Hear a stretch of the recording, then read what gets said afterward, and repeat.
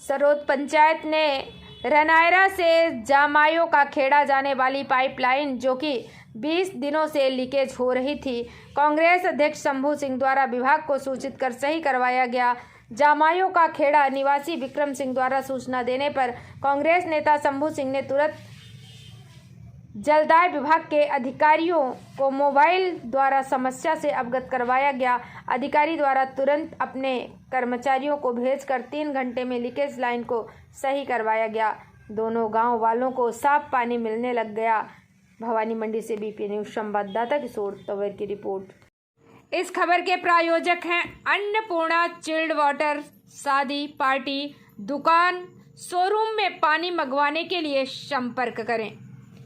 Proprietor Rajesh Rathore, महामंत्री व्यापार महासंघ।